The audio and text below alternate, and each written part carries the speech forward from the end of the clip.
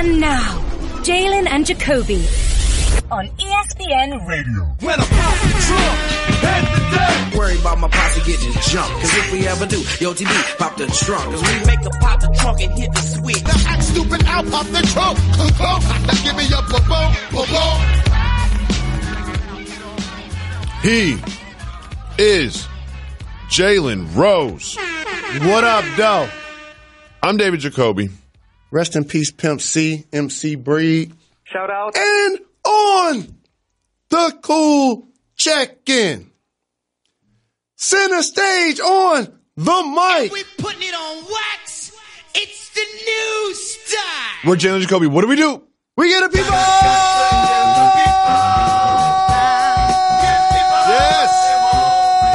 Yes. What they want. Jalen Rose, we have an important topic that we must discuss with you.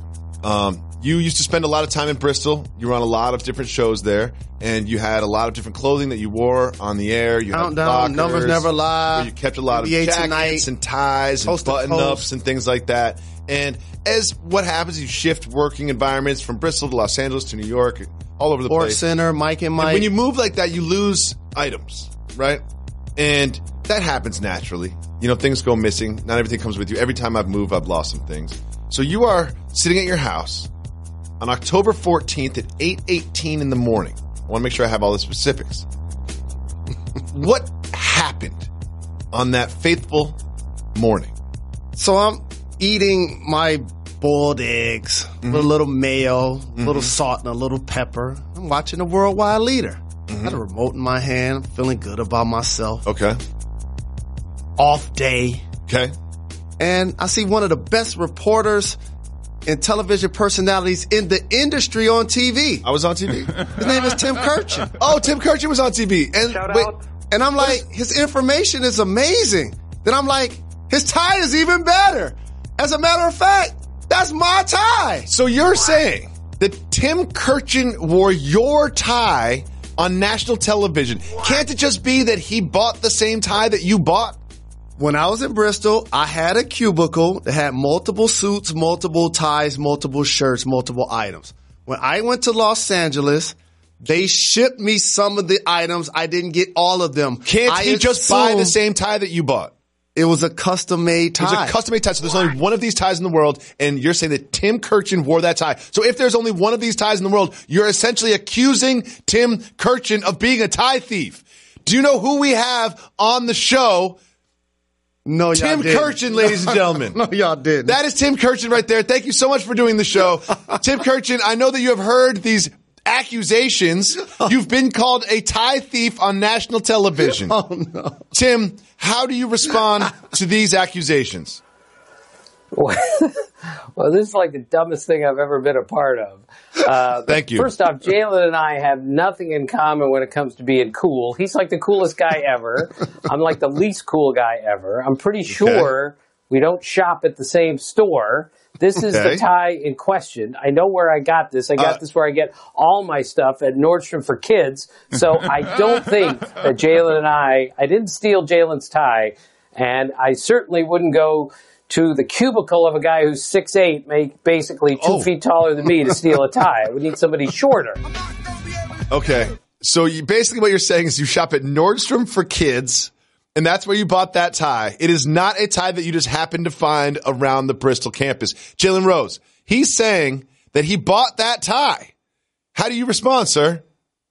After further evidence, I'm now looking closer at the tie. Can we see the tie in question, please, Mr. Kirchin? And I now realize, like, I had blue in my tie a little bit, and that one does not. So that's not even the tie? That's not the tie. What? That's not the tie. Oh, you've been acquitted of all charges, Mr. Kirchin. We've been acquitted of all charges. There is some blue in here, but I repeat, I bought this tie. And Jalen and I would never wear the same outfit, ever. Tim was a fashionable man. We've been working on this segment for a month now. We've been working on this for a month now, just to find out that, Jalen, we bring Tim on the show. He's like, well, guess what? That's not the tie. I didn't know y'all was going to bring him on the show. You called the man a thief on national television twice. Twice you called him a thief. And now we've come and find out that you're taking it all back. There must be some punishment for that in the future. But Tim, while we have you, Speaking of the Hobbits, let's talk about LeBron James. Speaking of the Hobbits, let's talk about LeBron James. LeBron James, after the Lakers' rough start, outwardly kept a very positive demeanor. He was very encouraging of the young people and, saying that things will work out in time. It's just a slow start. Well, he told Chris Haynes that it was actually kind of the opposite. He said, quote, "I almost cracked. I had to sit back and remind myself, bleep, you knew what you were getting yourself into." Tim Kirchin, what do you think about LeBron James admitting that he almost cracked during the failures early in the season? It sounds like an overstatement to me. Although, we all know this, basketball is a beautiful game, and it takes sometimes a really long time for the people on the team to figure out how all the pieces work. Who likes the ball where, who doesn't like the ball where, and I think it hurts in a way that LeBron is so good. He's like the best player at every position on their team. He's their best point guard and their best five. He's everything in between. Playing with him isn't that easy because he's so freaking good. So I think, yes, he probably had some issues, but I think those issues go away pretty quickly when he grabs the ball at one end, goes the length of the floor faster than any 6'8", 265 man has ever gone in any sport ever, and slam dunks on the other end. I think the cracking goes away after one of those races down the court. I think that's a good point. Jalen, do you think LeBron James almost cracked, or do you think he's just after the fact making it sound a little more dramatic than it was? I think what both of you said, Tim used overstatement, you used basically being really dramatic. I think this was the cry that he was using behind closed doors for them to get another big body. When I'm watching basketball games earlier in the year, he was down there guarding centers. And that's not a recipe for longevity or success with the Los Angeles Lakers. Now you add Tyson Chandler, you feel a lot better about your team and its prospects. Well, here's one thing that is just obvious about this Lakers team. Is they're not going to challenge the Warriors, and I don't know who is, but the Warriors have a very interesting new marketing strategy. I love this idea. So if you pay the Warriors $100, you can go to every Warriors game for an entire month. I said it again, $100, you get a monthly pass to go to every Warriors game. However, you do not get a seat to the game. You can't even go into the bowl area to see the game live. You just kind of hang out and drink at the bars and watch the games on TV. Tim Kirchin, would you do this were you in the Bay Area? No, I wouldn't. To me, that would be the definition of torture. That team is so much fun to watch. In the offseason, I could watch them night and day. The ball movement that they have on that team is absolutely beautiful. They had a sequence in the finals last year where all five guys touched the ball on one possession. The fifth guy had a great shot. He passed it to four who had a better, three who had a better, two who had a better, and then one had the best shot. It was the most beautiful basketball you could possibly imagine in this day and age. And to go into that arena and not get to watch Steph Curry shoot it, not get to watch Klay Thompson come off a screen and shoot it, and not watch Kevin Durant at that height shake somebody from 25 feet away and shoot it in his face. If I can't see that, then I don't want to go to the arena. So here's what Oracle and the Warriors are missing with this one, is they're making life really hard on the ushers. Because I've been to a lot of NBA games as a fan. You know what I don't do? Sit in the seats that I'm supposed to sit in. So if I'm in that building and I paid $100, I'm sneaking down. I'm offering bribes. I'm changing my identity. I'm sneaking by people. I'm causing distractions. Like, those people are going to end up seeing the game. I know this for a fact, who's someone who's been going to NBA games for over 2 decades. Jalen, you know I'm right. This is genius by the Golden State Warriors marketing and promotion, because build it, they will come. Once you start coming to games and you're able to interact with other fans and watch the games on TV like you at a restaurant or a bar or at a sports bar or something like that, it's the same feeling, but being inside the arena, congregating with others, and you only got to pay $100 a month. So you're basically paying like $15 a game. What they need to do is get a contract with Tinder. No, here's what turn this really into something. I like this. I like this. No doubt here's about what you do. You pay $100 to the monthly pass. You just bring $20 and give it to an usher. You're sitting wherever you want. Right now, it's time for news that matters.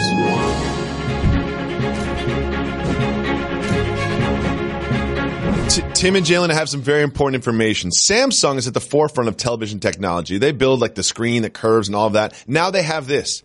you can do away with your remote control because without implanting a chip inside your brain, the television will know what you're thinking, know what channel you need to see, know whether to turn the volume up and down. You can control the television with your mind. Tim Kirchin, are you all in on controlling the TV with your mind? Yeah, I'm sure it's a great idea. I'm just not sure my mind is the one to be using here. I have a rather myopic look at the world. There are only a few things that I like in the world. I mean, I'm afraid they would tap into my brain during the baseball season, and all it would tell them is, where's the Reds-Pirates game?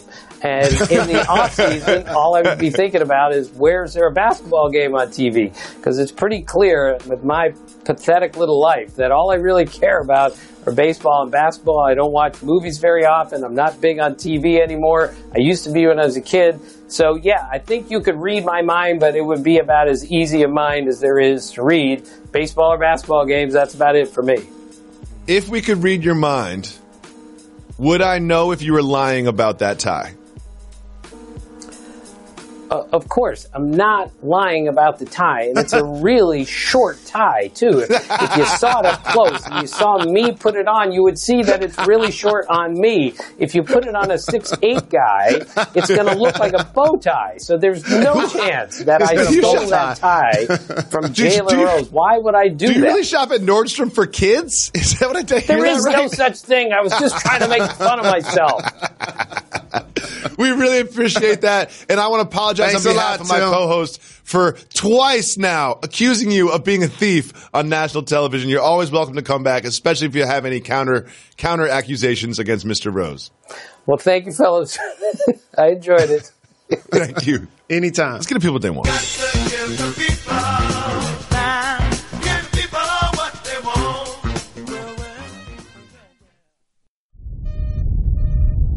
I can't believe it. That Philip brought his little brother on our mission into orbit? How long until we get there? How long until we get there? How long until we get there? No, I can't believe how easy it was to save hundreds of dollars on my car insurance with Geico. What's this button do? What's this button do? What's this button do? What's this button do? Don't touch that! Believe it, Geico could save you 15% or more on car insurance. The people that went to the Staples Center to watch the Warriors got what they want if they are fans of the Clippers.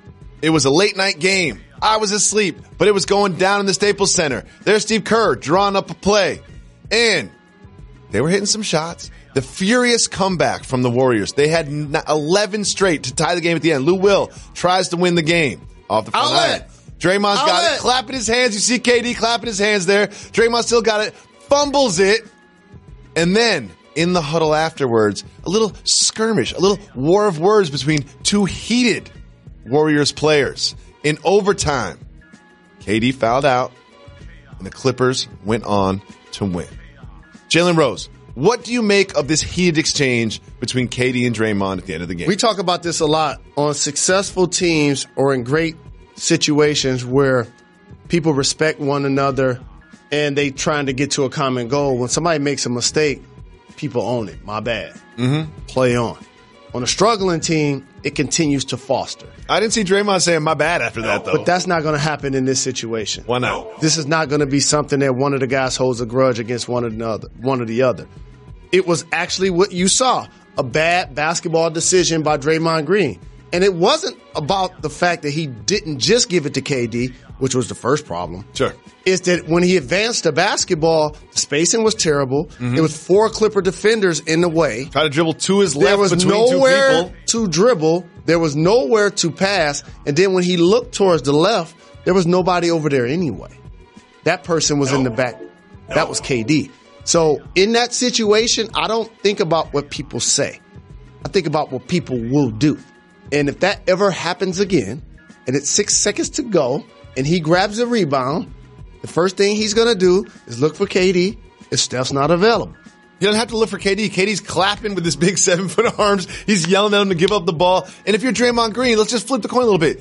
Draymond Green leads the team in assists. He's basically their best playmaker outside of, even unless you count, getting your own shot. He's the best player to get shots for others. He can handle the ball for his size. Why does he have to give up the ball? Situation. Point blank. KD's signature play with the Golden State Warriors was when he dribbled up the left side and pulled up in LeBron James' face from 35 feet at Cleveland in the finals. Mm-hmm. That play was similar to what could have taken place yesterday. You would have gotten a shot that resembled that one. Now, it's a make-or-miss league, but you would at least got a shot off, not a turnover, which was a bad decision by a really good playmaker in Draymond Green, an all-star level player that deserves to have the ball in his hand. I'm not saying treat it like a hot potato, but at the same time, in that scenario, 11-0 run, I'm in the backcourt, flat-footed, not on the not racing with the ball. You find a way to give it to KD. Take me behind the curtain. They end up losing this game, which I think is a part of this because, the team morale is very different after a win than a loss. And KD fouled out on a questionable call in overtime. So KD's going to be a little hot after the game. Is there tension on the bus? Do they talk about it? Do they kind of avoid each other for a while? How's it go? This is the beauty about playing on a team. They don't have to go back and forth about it because everybody else is. That's the beauty. When people are gambling, people are having adult beverages. When you've won 3 of the last 4 championships, whether you win or lose, the game is still over. So now how you digest what just took place is like being in a locker room or being on a plane or being on a bus. People are going to make jokes about the mistakes that you made. That's just what happens. And that's how it provides a level of therapy and allows everybody to get over it. It almost reminded me of, I watched a lot of Fresh Prince growing up. When Will decided to play basketball, and before you know it, he was making every basket. Buckets. It don't matter if 3 people was on him. It don't matter if 5 people was on him. Academy, he'd dribble buckets. all around in circles, and he'd shoot the ball to be a terrible look. Not the most realistic basketball scenes. But he would make it. And Carlton was like, wait a minute, everybody's loving him and forgetting about me. Even mom and dad are coming to the game to watch and cheer for Will. You're calling Draymond Carlton. In this case. Okay. You did a Carlton. Moving on. Joel Embiid always finds a way to have good games against Andre Drummond and Whiteside. Well, it was Hassan Whiteside's turn last night. Embiid went absolutely off. He had 35 points, 18 rebounds, and look at the way that he's doing it. He's scoring the post. He's hitting threes. He just looked great. I mean, these moves that he's making. Hassan Whiteside got in foul trouble, only played 22 minutes, had 5 fouls, not too many points. Jalen Rose, this is Embiid's 9th, I'm saying again, 9th game this season with 30 points and 10 rebounds. 9, 30, and 10 games for Joel Embiid. Has he turned a corner as a player this year? Well, him turning the corner is being available, playing in back-to-back games, playing a lot of minutes, being somebody that they can count on to be in the lineup on a nightly basis. That's the change from the first couple of years of his career. We never doubted his talent. Nope. I talked about on this program the years that he was sitting out and then the year that Ben Simmons was sitting out, saying people are not paying attention to what's about to happen when those 2 guys get to play together. It's going to be a problem. And that's what this guy is.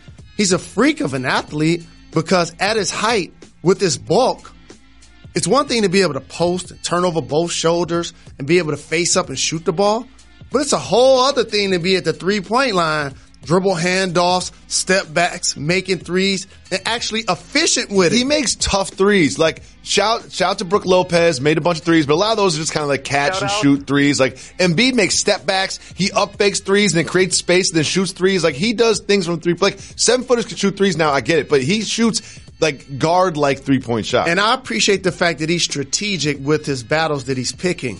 And what I mean by is he's opposing Andre Drummond and Whiteside, as you mentioned, because they function more as traditional centers. Mm-hmm. Neither one of those guys are beyond the 3-point line making threes consistently. Never. So he already knows that when I'm out here 25, 30 feet away from the basket, I'm open. You got to cover me. Yep. They got to cover me. You mentioned that Ben Simmons and Joel Embiid together would be a problem. And you would think that if you added a number 1 overall pick to that mix, that would be, I don't know, one of the key pieces of the franchise. Well, guess what? Markelle Fultz is not that. Here's Markelle Fultz shooting a free throw. Jalen, that looked terrible. And he said the ball slipped out of his hands. I don't believe him. We need more people. Look at this. I don't believe you need more people. Markelle Fultz has been a supreme disappointment for this franchise. And when you add Jimmy Butler, he's not playing much. Is Markelle Fultz's career going to take a huge hit because of Jimmy Butler being added? Well, the expectations changed. Like Philadelphia went from a team that people acknowledged that Toronto and or the Celtics would be better than, even the Bucks, to now saying, wow, you have three of the top 3 of the top 8 or 9 players in the whole game. Yep. Other than Greek Freak, Oladipo, Kemba, Kyrie, Kawhi, Tatum. Like, they have 3 of the top players in the entire conference. But the beauty of it is in your question. That's why it's a team game. They still need their number 1 overall pick to perform. They still need J.J. Redick to knock down threes. Yep. And ultimately, if they're able to now integrate Jimmy Butler, which I know they will, one thing on the offensive side of basketball, they're going to be a terror defensively. They're going to do a lot of switching. They can do a lot of grabbing goals with steals. And whoever gets the rebound, they're going to have a level of toughness and physicality and athleticism about their team. So I'm excited to see what's going to happen with this Eastern Conference race. Well, you talked about integrating Jimmy Butler, and Brett Brown spoke about that. Here's what he had to say, quote, "So to inherit him, to absorb Jimmy into our culture and in that locker room, I am fearless. I'm incredibly excited because what I do know is he cares and he competes." And he went on to say, "You take those 2 qualities and all the other stuff, I'll figure it out. I've got it. I believe I've got it." Translation, he's saying, I know Jimmy can be a problem in the locker room. I've got that. Do you believe Brett Brown can handle this? Absolutely. Here's a guy that has been at the forefront of coaching a basketball team that the world knew was tanking for years. Now they've turned the corner to be a playoff team, to adding 3 of the top players, to now trying to put themselves in a position to be a contending team. So now he's looking forward to coming to work. Absolutely, this is a job that he would inherit, just like any other coach would for that matter. Jalen Rose, the Timberwolves played a basketball contest last night, and they did so without Jimmy Butler, something they've done a few times this season. And it feels like whenever Jimmy Butler doesn't play, Karl Anthony Towns plays well. Cat had 25 points, 21 rebounds, and the 5-9 Wolves look pretty good, snapping a 5-game losing streak. Jalen, what do you expect from this team without Jimmy Butler, and can they turn that 5-9 into an over 500 record? This isn't saying much, but they're going to be better without Jimmy Butler. And the reason why is, first and foremost, their best player, Karl Anthony Towns, is not going to feel a level of confidence that he's the franchise player. He signed his maximum deal, and they're going to use him to his strengths. Yep. If you notice in that highlight, you showed him on the block. You showed him being aggressive. That's what he has to do more of, play in the mid-post, and then find his way to the three-point line. So it's really impressive to put up those big numbers. The 10 turnovers, you can't ignore that. That has to come down from a playmaking aspect. But when you have more shooting out on the floor like they're going to have with this trade, when you require Covington and, acquire Saric, it's going to help create a level of spacing. But also shout to Derrick Rose and Teague. They're both combined for 48 points in that game. They've been great. And there was obviously tension between Karl Anthony Towns and Jimmy Butler, and Wiggins and Jimmy Butler. But one thing I love is when you give these kind of quotes. Here's what Karl Anthony Towns said about Jimmy Butler leaving. He said, quote, "He's one hell of a player. I don't know how many Jimmy Butlers there are in the world, so I think he'll be missed." Jalen, what exactly is Karl Anthony Towns saying? Key word, I think. Yeah, he's like, I think he'll be missed. Yeah, so, I think. I mean, at this point, like, it's enough talking. That's the beauty of sports. They keep score for a reason. There's a betting line for a reason. Now everybody's getting their bread. Everybody's where they want to be. Go out and perform. But the main thing that stood out at the game to me that I can't ignore is that Karis LeVert's injury was really gruesome. It reminded me of a combination of what I saw with Paul George as well as Gordon Hayward. And fellow Michigan Wolverine, I consider him like a little brother. I hope and pray for a speedy recovery. I know he's going to respond like the other players that I mentioned that had injuries that looked really terrible, find his way back out on the NBA floor. He was having a terrific season. For those that weren't, 19 points, 3.7 assists, and 4.2 rebounds a game. Breakout season. He put the fans, he put the media, he put the league on notice that he got a real NBA game, and he's going to be playing in the league for a really long time. Look forward to his return. Hope it's a speedy recovery. Karis, we got you here at Jalen and Jacoby. Shout out. Jalen, it's time for you to take us behind the curtain. The Celtics are performing under expectations. They had an ugly road trip. They're now 7-6. And about their slow start, here's what Kyrie Irving had to say. Quote, "We needed this. We're not as good as we think we are. That's really what it comes down to.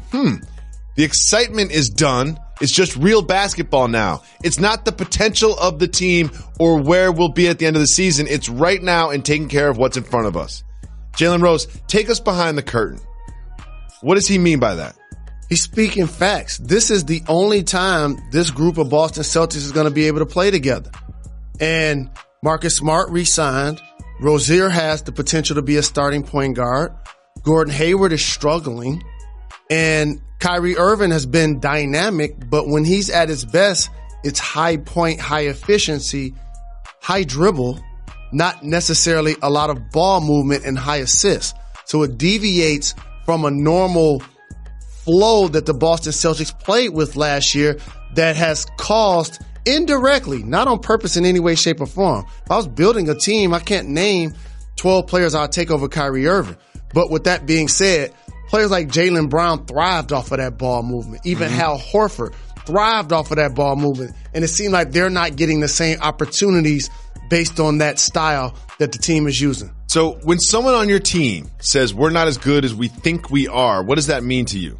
It means that you understand your expectations because each of those players know that they made it to the conference finals last year without Kyrie and without Hayward. You bring those guys back. We should be better. We should be better. We should be head and shoulders above everybody that we beat in the Eastern Conference to get there to the conference finals. But also, this is what happens, and this is a scheduling demon, when you get a 5-game road trip early in the year. It works both ways. Yeah. It works both ways. Well, he went on to say something else I found really interesting about the Celtics team. He said, quote, "Looking at this locker room, me being in my 8th year and being a veteran as well as Al and Baines, right now I think it would be nice if we had someone that was a 15-year vet, a 14-year vet that could kind of help us race along the regular season and understand it's a long marathon rather than just a full-on sprint." I mean, Kyrie Irving is not a rookie. He's not a young player anymore. And then you got Al Horford, who's been in the league for 12 years. Why is he saying we need a veteran when he has himself and Al Horford? What ends up happening in the NBA is the longer a vet has served years in the game, you get paid more. So teams have decided, instead of having that 10 to 15-year veteran that's going to mostly get DNPs, probably be relied on to play if there's an injury, but more importantly, be a calming influence in the locker room, that has been taken completely out of the game because now the team says, I'll save money in 10 through 15 and just have a young player. Sure.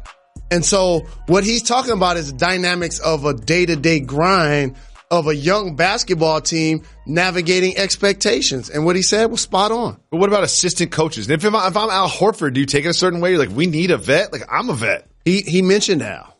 So he wouldn't take it a certain way. He mentioned Baines. They wouldn't take it a certain way. But what he's talking towards is most of the guys on their team are around the same age. And usually that means they're like-minded. And what he's just talking about is something that could deviate and break up the monotony to allow this team to get back to focus on his ultimate goals. Does that sound to you like a complaint about the age of his teammates? Yes. That's what it sounds like to me. It's a very like long-winded, intelligent way of saying, I'm playing with too many young guys. Well, but here's why. I'm in my 8th year. I see myself as a vet. We have Al. We have Baines. We need a 14, 15-year vet around here to be a calming influence. It's not shade. It's fact. Yeah, it is. And they've got a lot of young players. And they've also got about 35 first-round picks next year. They're not getting any older. Now, here's the distinction. For everybody out there who roots for an NBA team, that's a young team that does not have the expectations, that does not have the talent, that does not have the future assets of the Boston Celtics. Imagine the dynamics of those locker rooms. I've been talking to you guys about Stitch Fix for a while now because Stitch Fix is a product that I actually use. That's right. I actually use Stitch Fix. What you do is you develop a relationship with one of their stylists, and one of their stylists, they become in lockstep with you in terms of what you look like. Here's what Stitch Fix does. They find out what you like. They find out what your clothing sizes are, and then they send you a box of like 5 items of clothing. You put on the 5 items of clothes. You only keep the ones that you want. You only keep the ones you want. It's that simple. So what happens is you get the box and it becomes like Christmas morning. You put on a little show. I put on a little show for my significant other, my wife, and she tells me what to keep, what not to keep. We figure something out. And then they provide the shipping for the stuff you don't want. So you only keep what you want. You want to keep 1 item, 2 items, 3 items, 4 items, 5 items, whatever. And you send back the ones you don't want. It's so easy. I never send things back, but I do send things back with Stitch Fix because they make it that easy. And guess what? If you join right now and you keep all 5 items in your first box, you get a huge discount. Just use discount code Jacoby. Just use discount code JANDJ. That's right, at Stitch Fix. First-time users, get involved. You've never had a stylist before in your life. Well, guess what? You have a personal stylist when you use Stitch Fix. Sign up right now. Keep all 5 items in your first box, and you'll get a huge discount. Just use the promo code Jacoby, Jacoby. Jalen Rose, it is 2018. We work at ESPN, so we have to talk about the New York Football Giants. They actually won a game, a Monday Night Football matchup against 2 powerhouses. The Giants and the 49ers. Eli looked pretty good. Look at him bouncing around the pocket, finding Odell Beckham in the end zone. Beckham had 2 touchdowns. Saquon Barkley looked good. Look at this pass. They were in the same play twice in a row. I saw that one. Jalen, is there a little silver lining on the dark cloud that is the Giants season? The silver lining is the person that Eli is shaking his hand, nobody knows who it is. Nick Mullins. Because the San Francisco 49ers are not a good football team. No, they're not. I felt bad for my brother Richard Sherman having to play with this team that's basically vying for a top pick.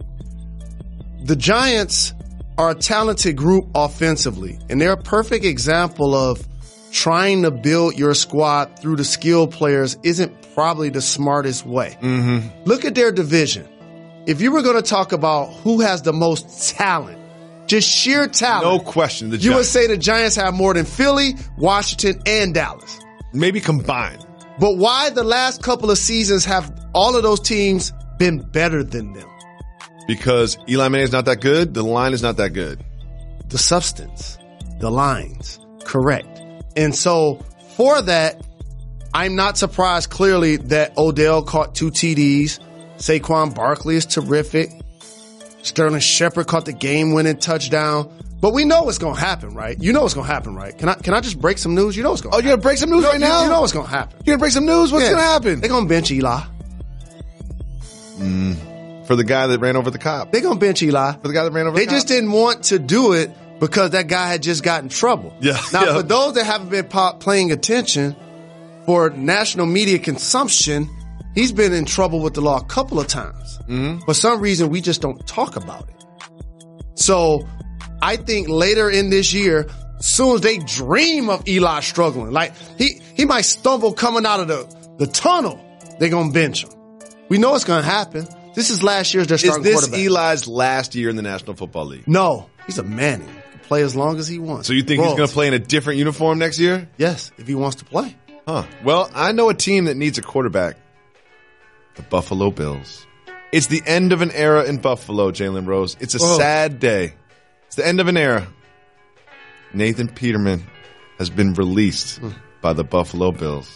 It's just so sad. And I can't lie. I really enjoyed the phenomenon that was watching Nathan Peterman play football because he was so bad it was good, kind of like one of those movies. Like he had so many interceptions that it made it fun to watch. Are you surprised it took this long for the Bills to release Nathan Peterman? I am surprised. We never root for people to lose their job, but just for football reasons, he's shown that he wasn't an NFL quarterback. No, 1 touchdown and 7 interceptions. Since the team decided not to play Tyrod Taylor late last year because they didn't want to pay him and didn't want him to get injured on their time, the Buffalo Bills have had the worst quarterback play I remember in my lifetime by multiple people. They brought back Matt Barkley, who was not in the league. They brought back Derek Anderson, who was not in the league. They're just looking at who was good in 2014 and being like, anyone got their agent's number? I'll slide in their DMs. What does it say about the people who are making decisions for their team that Matt Barkley could show up, have a good game, they win, and then decide to move on from Peterman. That's what it took? Yeah, Matt Barkley had like a decent game against the Jets, mind you. And it's like, oh, we're good with Peterman. We don't need him anymore. It's fascinating. I love the quarterback situation. Peterman will not get another job. This team was in the playoffs last year, Jalen. They were in the playoffs last year in Jacksonville. It's shocking what happens year to year in this league. Well, just like Matt Barkley, someone else who was not in the league a week ago is back in the league. A gentleman by the name of Brandon Marshall. You remember Brandon Marshall? I'm not talking about the linebacker, talking about the receiver. He has taken up the spot that was sadly vacated by Dez Bryant on the Saints. Can Drew Brees and this offense make anybody work at wide receiver? Yes, and if I played in the league, I want to be a part of the Saints team. Like, they're living their best lives. I love Ingram and Kimura. They could be a stand-up act together. Drew Brees, as you mentioned. And how about this? This is the more important thing. And Thomas is a beast at receiver. Oh, my goodness. The way they embraced Dez Bryant, and he didn't even play a game. I know. Once Brandon Marshall play a game, he like, this family forever. Yeah, exactly. You know, this family Dez forever. Bryant went to one practice, and after every touchdown, they're throwing up the X for him. That really made me happy, too. I'm sure Dez Bryant was at home somewhere watching the game. Just a little tear came to his eye. But you know what else it does? It has you soul searching in a lot of ways, because the Dallas Cowboys were playing football for almost 2 months. And none of their players, until Jalen Smith did, were throwing up the X. No. He played his entire career with them. It's a great point, Mr. Rose. Right now, it's time for News That Matters.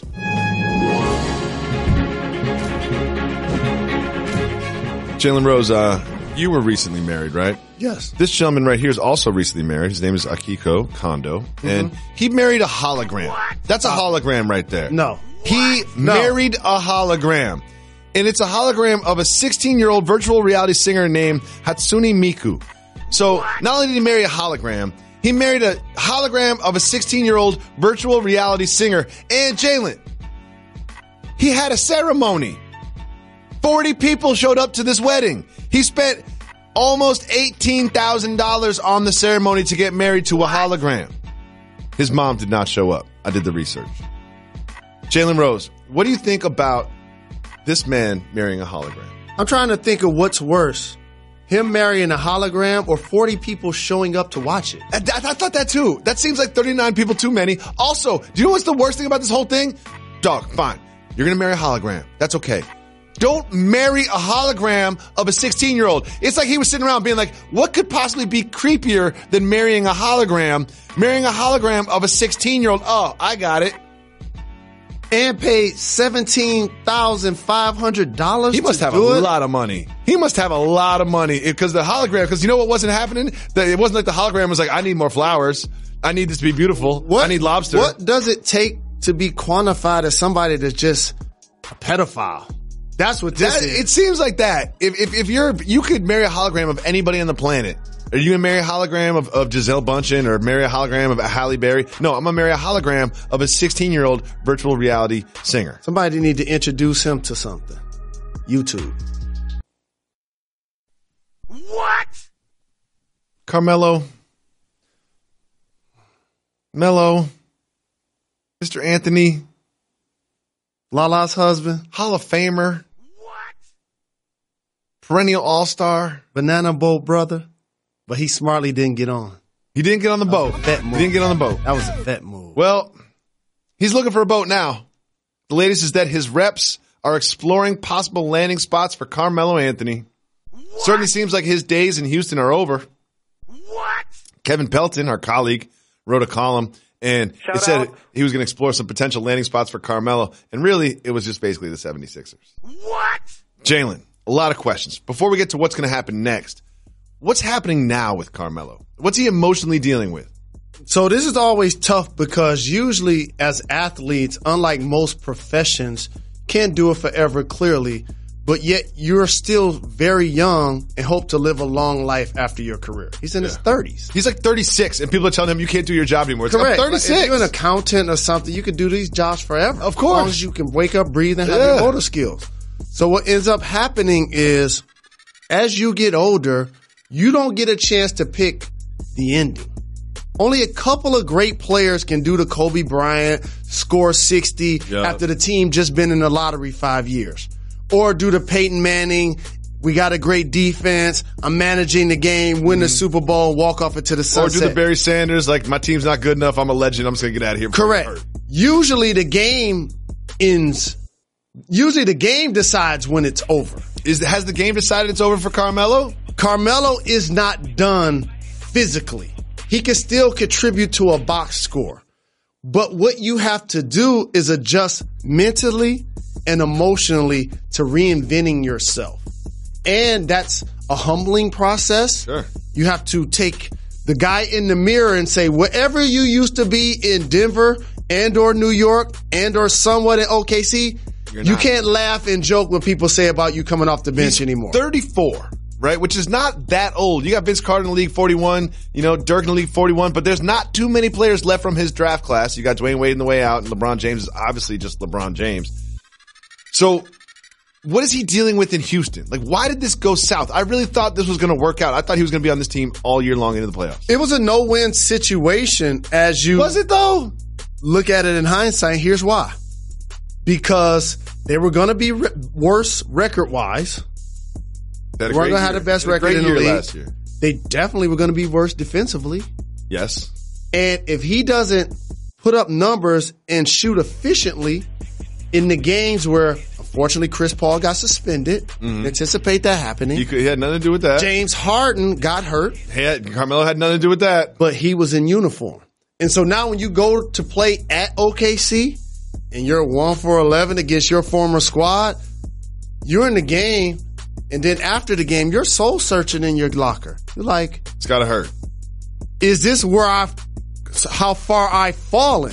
That moment is when you slap yourself in the face like the Three Stooges and have to decide, am I going to be a player that's happy with any role that I'm given?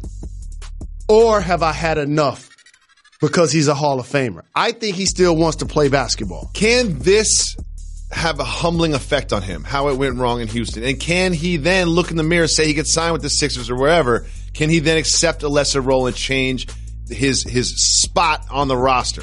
You look at any player that's played over 10 years. At some point late in their career, I always deem these the lost tape years. Every player has lost tape years. A lot of young fans don't realize Michael Jordan actually played for the Wizards. Sure. People aren't thinking about the fact the last couple of years, Dwayne Wade was in Chicago, Cleveland, then back in Miami. Like, it happens as you start to get older. Every player's not like Dirk that can play his entire career for one team. It just doesn't work that way. And so psychologically is where the change has to happen, number one. But number two, you're going to have other contending teams saying, if it didn't work in Houston and they have one goal, is it going to work with us? Yes. How's that going to translate? If it didn't work in OKC where they have great stars, how's it going to work with us? Well, let's get to DeMar DeRozan's thoughts on being traded. Here's what he had to say about being traded from the Raptors to the Spurs. If you remember, he affected him a lot. He said, it just caught me off guard. I sat in Jack in the Box parking lot for like 2 hours just trying to process it all. Like, just trying to process the whole thing, and it just tripped me out. Jalen Rose, we could focus on how hard it is to get traded, but I want to focus on who sits in a Jack in the Box parking lot for 2 hours? Like, no, you're sitting in the Jack in the Box parking lot for 2 full hours? Just sitting there contemplating life? There is only one reason that you have to sit in the Jack in the Box parking lot for 2 hours. What is that, Mr. Rose? The line was too long? It's a failed test. That's all. No one's been in the Jack in the parking lot for 2 hours without some medicinal being involved. That's why he was tripping out in the Jack in the Box parking lot. Yep, medicinal. Remember that 3-week saga when all you would talk about is how I wanted to change the intro? Yep. Remember? And then even though I was tired of talking about it, it had gone on too long and I got too many tweets and we weren't going to change it anyway, so it was all for nothing. You just still getting on me about it. Yep. You notice you change the intro every single day? With your little ad-libs? I mean, all respect to those that have passed, but we celebrate them in the intro. We have a formula. It's a scripted intro. So you change it every day. I've never changed it. I just want to put that on wax for the people. Let me put something else on wax for you. And all artists will appreciate what I'm about to say. It's not changing the intro. You said what it is. An ad-lib. I'm going to start doing my own ad-libs then. It's way How about different. That? All right, wait till tomorrow. Wait till tomorrow, okay? We'll see how you feel about my ad-libs. We'll see how you feel. I can't wait. I like you better when the wife and kids are here. Yep. I don't. I like you better. You're calmer. Reggie, yep or nope? Did you get the Irish Pilots audio? Yep. Oh, this is good. This is good. What's the Irish Pilots? Well, there are some of us that understand that we are being monitored by extra life forms. Like? Unidentified flying objects. Some Irish pilots are just doing their thing. They're flying high in the sky. 20,000 feet. 30,000 feet. And they call back to the base, and they just explain what was happening. Sharon Fever 94. Go ahead. Any military traffic you got right now? Okay, sir, there's nothing showing on either primary or secondary. Okay, it was moving so fast, in fact, you can no longer see it, but yes, thank you. Alongside you? Yes. It's to come up on our left-hand side and then rapidly veer to the north. We saw bright light and then it just disappeared at a very high speed. We were just wondering. We didn't think it was a likely collision course, we were just wondering what that could have been. Meteor or another object making some kind of re-entry. Appeared to be multiple objects following the same sort of trajectory. Very bright from where we were. Okay, that's copied. And is there a direction it was going in or anything? The Virgin 76 also saw that in our 11 o'clock position. Two bright lights. Roger, that's copied. Thank you. Glad it wasn't just me. No, yeah, very interesting that one. Virgin 76. I saw two bright lights, 11 o'clock, seem to back over to the right and then climb away at speed, at least from our perspective. Okay, we're passing that on now, thank you. Okay. Two bright lights around 11 o'clock that just flew away simultaneously. Those were not human aircraft, Jalen Rose. When I hear two bright lights speeding away, just makes me feel like somebody was driving in the wrong neighborhood at night and they was running all stop signs and all red lights. That's what happened. The aliens were like, oh man, I fell asleep. There's a plane right there. We gotta go. I love how the air traffic control lady was like, cool. We'll pass that on. Right. yeah, got that. Pass that on. No type of assistance. Anything we need. Anything else going on up there? Can or just two bright lights? Oh, there's some lights in the sky? All right. How many times, if you're in space, do you feel like you have to use the bathroom on yourself to get there and back? I don't want to think about that, Jalen Rose. But they actually have what they wear. Here's the thing. I don't care what you're wearing. No, let me explain something to you, Jalen Rose. I don't care what you're wearing. Let me explain something to you. Still using the bathroom on yourself. If they figured out how to fly into space, they've taken that into consideration. Correct. You know what I mean? Like they've got it figured out. Correct. Like being a NASCAR driver or anything else. At they got to figure it out. But I don't care how many layers of clothing you're wearing. You're still using the bathroom on yourself. So today's Tuesday. What's that mean, Jalen Rose? It's another day of the week. It means we need some female assistance. This is the part where you say, hey, ladies! Ladies, call up 98580 Jalen. We do exclusively female voicemails on Wednesday, which is tomorrow. So we need you to call today. Call 98580 Jalen and leave us a voicemail, and we'll put it on the show. Just like this one. Yo, Jalen and Jacoby, what's good? Reg, what's good? It's Jason, man, humble son of Virginia. Just giving you a call. First off, just want to say happy Veterans Day to all the vets. You know what I'm saying? My brother, Sergeant First Class Woodbearer. Anyways, man, I got a question, man. Cultural regional. So I'm out with a couple of my buddies, y'all. It's about 5 of us. Three of them look like me, African American. The other 2 are Caucasian descent. And we go to a little Chinese spot, man, and grab some beef and broccoli. And we grabbed the beef and broccoli. We as in, you know, the brothers. And my other friends were kind of scanning the menu, and they were like, nah, I never had beef and broccoli. And it blew my mind because, like, maybe, you know, I'm from VA. So maybe it's just a thing for us, and we got kind of like a New York melting pot back in like the 90s. Maybe that's just a go-to for us. But I was wondering, is beef and broccoli, like that being the go-to, is that cultural or regional? I thought everybody liked beef and broccoli, at least chicken and broccoli with the brown sauce. You got to get the brown sauce. Anyways, gentlemen, keep giving the people what they want. Get them chips. One. That was a great voicemail. It was terrific. There's a couple things I love about that. Shout out to VA. I love any sort of multinational, multi-ethnic crew rolling together. That always makes me happy. No doubt. Second of all, he's from Virginia. Third of all, he gave the veterans a shout. Fourth of all, his question is beef and broccoli cultural or regional?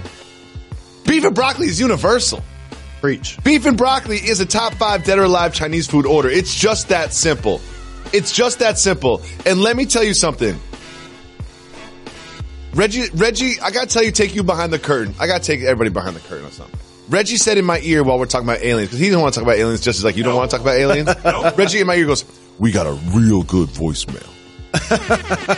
I'm like, all right, because you can always tell what Reggie wants us to talk about from what voicemail he plays. So he says, I got a real good voicemail. So when you hear Reggie say that to you, because he said it to you, not to me, does that make you think he listened to 50 voicemails to get that one? No. Or he listened to 6 to get that one? Because, listen, a shout to Jace. I think this is a good question. Shout but out. This isn't, we got a real good voicemail, worthy.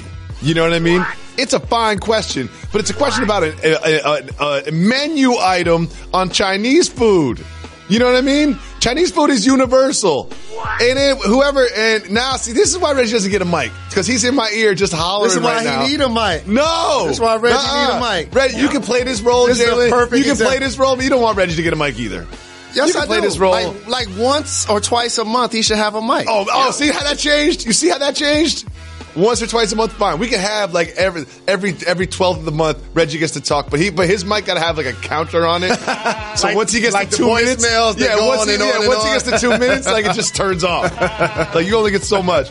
But this is a good question. But beef and broccoli is universal. I ordered Chinese on Sunday. We had this wonderful other family come over to my home.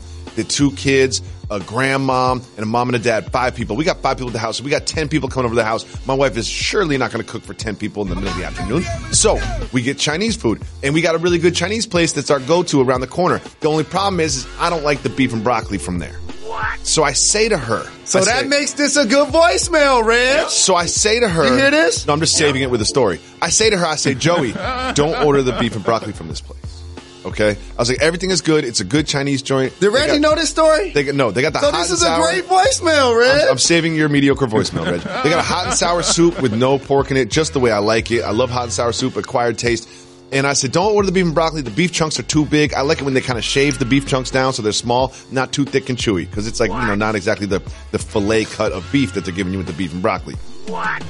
So then, my wife just says, I got to have the beef and broccoli. Yep. So she ordered beef and asparagus like it was going to be any different. Because here's the thing. Chinese food is only good if you got 4 or more people. You go to a Chinese food place by yourself? What are you going to order? One dish? The beauty of Chinese food is having a large amount of people ordering multiple entrees and then sharing them all. What? Any Michigander will tell you, Coney Island and Chinese food, money go-tos. I love Chinese food. Money. All right, I'm gonna put myself in a spot because I don't trust you to come up with stuff on the spot, Jalen. Here's my top 5 in no particular order Chinese food menu orders: sweet and sour chicken, beef and broccoli, vegetable lo mein, mushu pork, vegetable fried rice with extra vegetables, or pan-fried dumplings. I like all of those. You got hot and sour soup. You got to get some shrimp fried rice with some lobster. Yep. No, Jalen. My spot in Michigan has that. Also, have you ever had egg foo young patties? Don't even know what that is. Oh, that's A plus. That's you missing out. You know what my main problem is? Not enough hot mustard. When I always say, just give me extra packets of hot mustard, and they never do it. I never get enough hot mustard. It's really troublesome. It bothers me. So Jalen is on Get Up, great show in the morning. Thank you, brother. And that's usually when the staff is actually producing the show. And Jalen texts me. He says, Jill Scott video.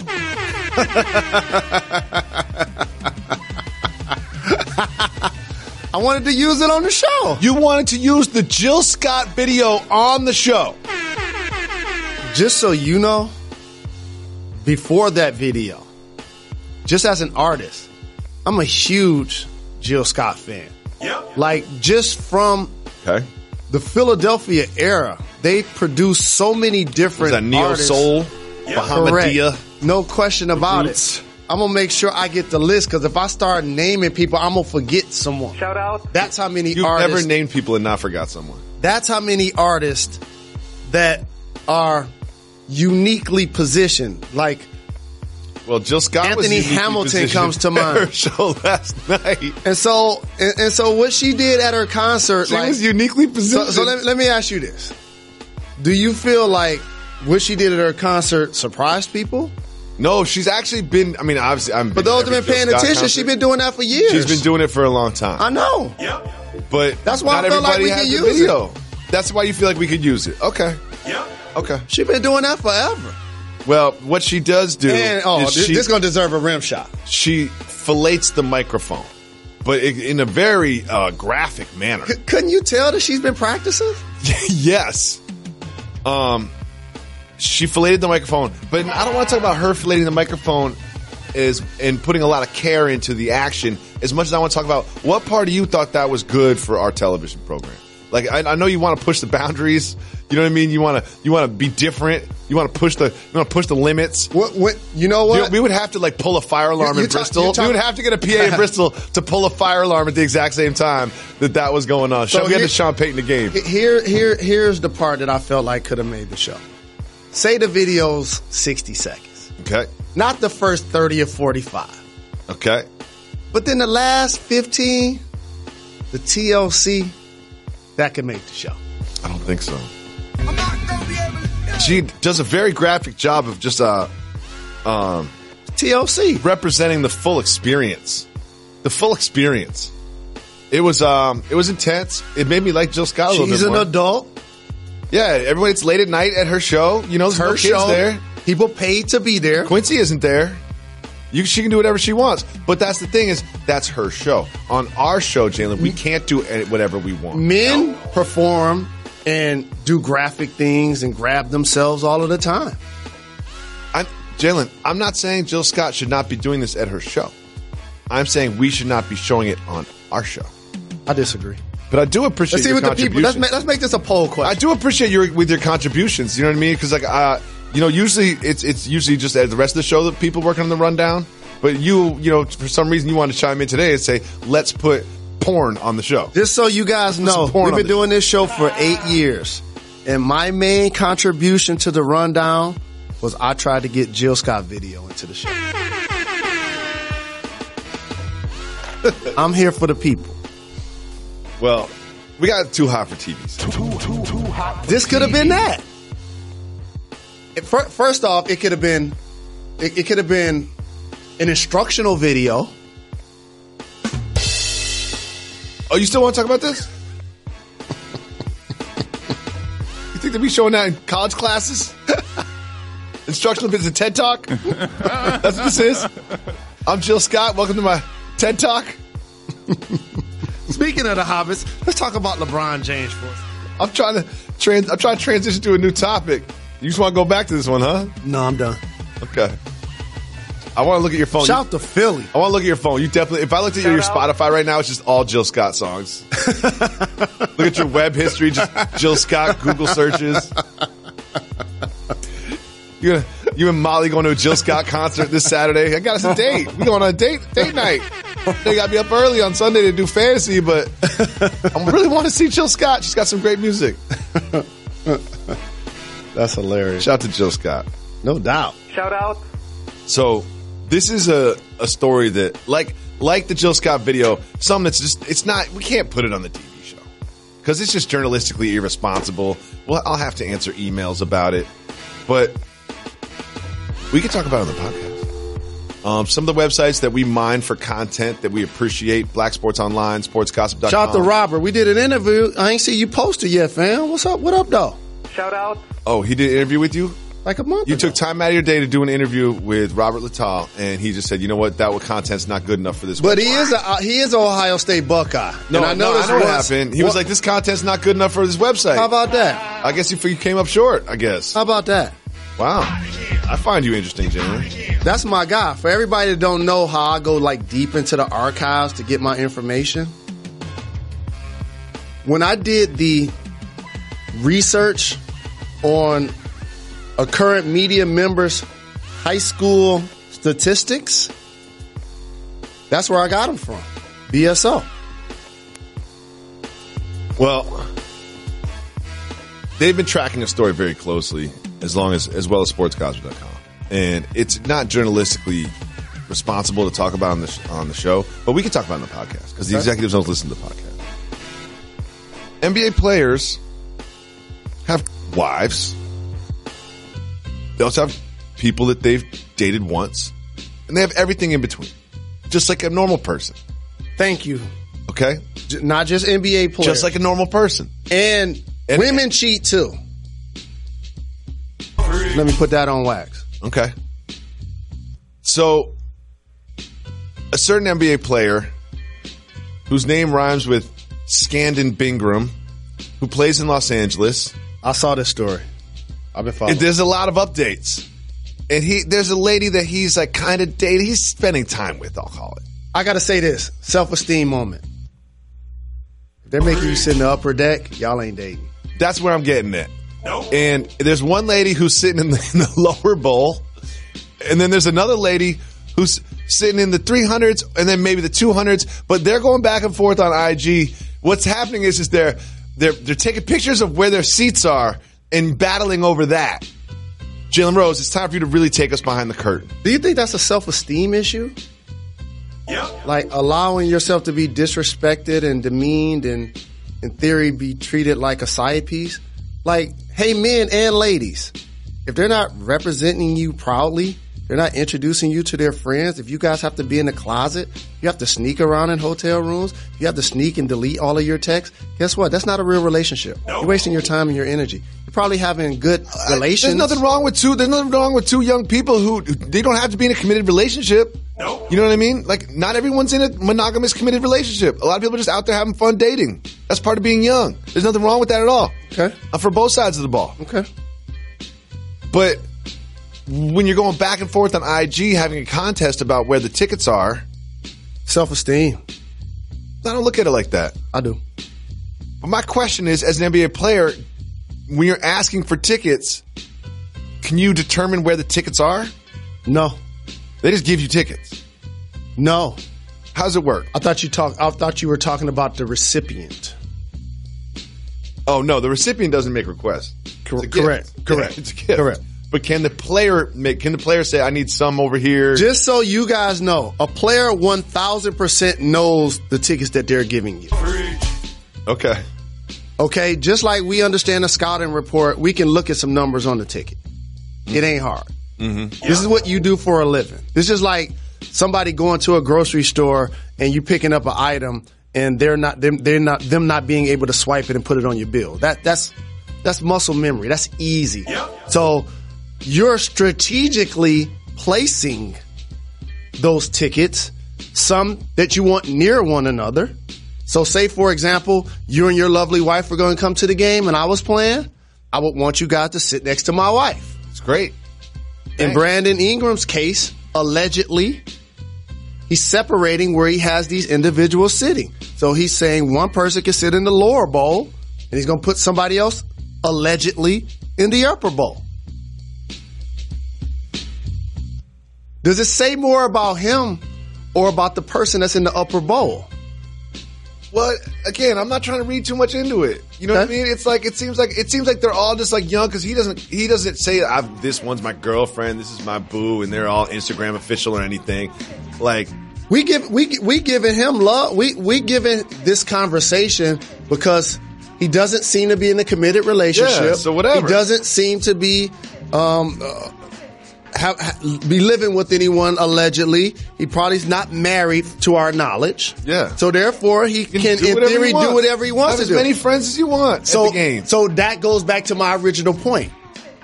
Okay? About self-esteem. Correct.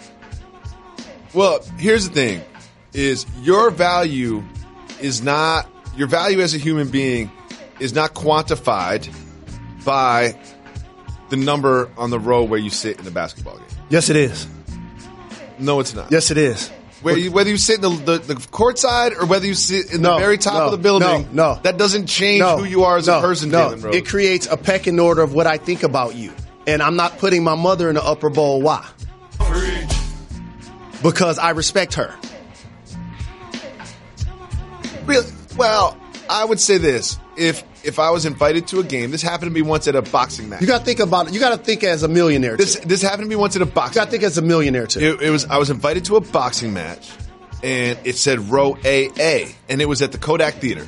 So there's 2 row AAs. One row AA is way back in the orchestra seats, right? But the other row AA, so I asked the usher, I said, where's row AA, where are my seats? And they said, oh, back there, and they walked me to my seat. So I'm sitting there with my wife, and I'm super far from the ring. We sat at row AAs when we went to the Knicks game.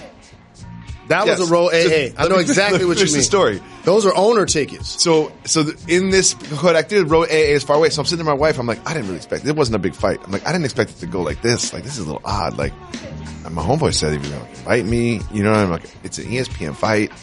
And I was like, this is weird. And then I texted. Turns out the real row AA is ringside, but there's 2 row AAs. So I can't lie. I did feel a certain way when I was first seeing those tickets. But I said this. I was like, this is a gift. I'm here. I'm invited. I can't complain about the tickets. Let me say something to every young person who's listening to my voice. Don't ever let somebody demean you, disrespect you, or treat you like a second-class citizen. In no way, shape, or form. Hold your head high. Stick your chest out. Have some pride about yourself. When somebody trying to treat you like you on the B side, either you allow that to happen or you don't. Preach. And if I'm dating you and you making millions of dollars and I'm coming to support you play and you're leaving 1 ticket, 10 tickets, 20 tickets, and you don't make me a priority, it tells me what you think about me. I think that's fair to say. But there's also some people that players might be dating that don't even get invited to the game. It tells me what they think about me. It's fair. Okay. It's fair. You can make it to the telly and do whatever happens at the telly. Jill Scott it up. But you ain't coming to the game. I want to thank everybody for listening to the podcast. We'll be back tomorrow with another dope show to step to. Don't forget, it is Woman Crush Wednesday tomorrow. Hey, ladies! Call 985-80-JALEN. Leave us messages. We'll be playing exclusively female voicemails tomorrow. And we'll be back tomorrow. Why is that, KRS? I forgot. We're not done. We're not done. Got to give the people time. Give people what they want. They my little guys. I love them. Speaking of the Hobbits, let's talk about LeBron James for us.